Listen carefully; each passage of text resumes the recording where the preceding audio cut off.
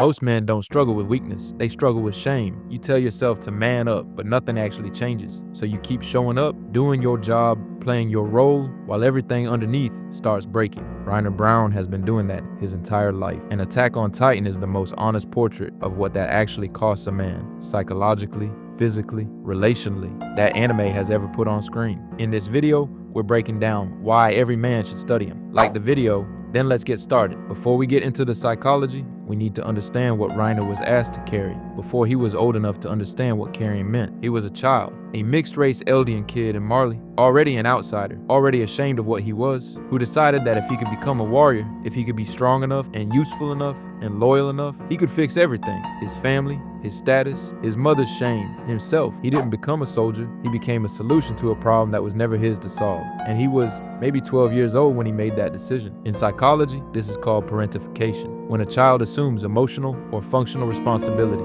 that belongs to the adults around them, the child starts performing a role instead of living a life. They organize their entire identity around being needed, being strong, being the one who holds things together. And it works. For a while, the role gives them purpose, direction, a reason to keep going. It feels like strength, but it isn't strength, it's a coping mechanism. And coping mechanisms have a shelf life. Reiner's shelf life runs out inside the walls because the mission he was sent on, the role he built his entire identity around, requires him to befriend people he's supposed to betray. To genuinely love people, he is going to destroy. And his mind cannot hold both of those things at once, so it stops trying. The scene that defines Reiner more than any other isn't a fight, it's a conversation. He's sitting with Eren in the wall, and he just tells him he's the armored titan, tells him Bertholdt is the colossal titan.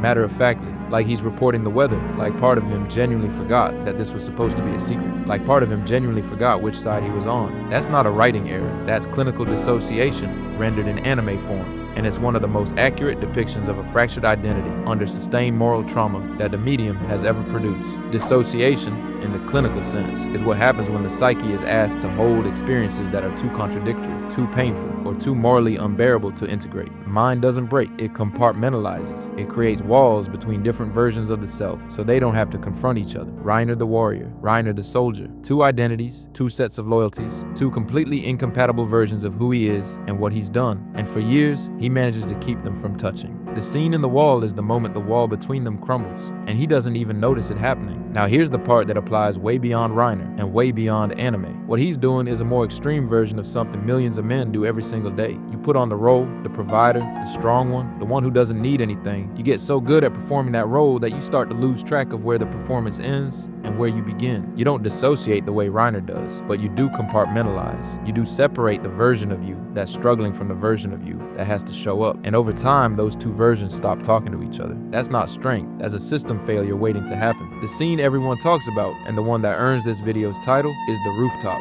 Reiner pulls down his shirt. He asks Eren to kill him. Not dramatically, not as a battle cry. He asks quietly, the way a man asks for something he's been too ashamed to ask for years. Relief.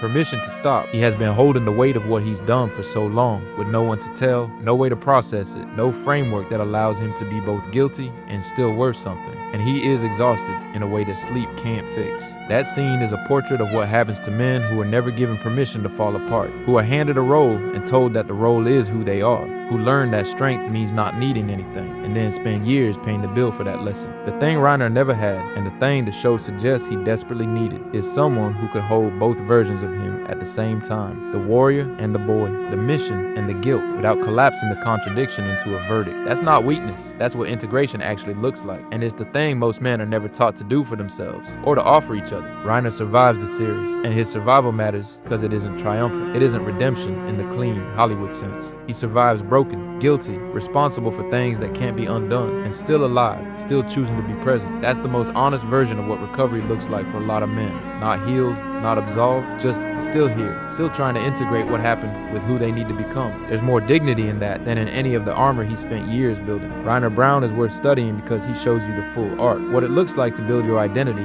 around a role, what it costs you when that role starts to crack, what it does to a man when the only tool he has for pain is to keep performing strength he doesn't actually feel, and what it looks like, slowly, imperfectly, without a clean ending, to start putting yourself back together anyway. Most men don't need to be told to be stronger. They need to be shown that the thing they've been carrying alone, in silence, in compartments, behind the role, don't have to stay there. Reiner learned that the hard way. You don't have to. Thank you for watching. I write a newsletter where I go even deeper on stuff like this. real psychology concepts, anime breakdowns, and things that didn't make the cut for the video. Link is in the description. It's free. Check it out. If you like this breakdown, the next video goes even deeper. Subscribe so you don't miss it. I'll see you there.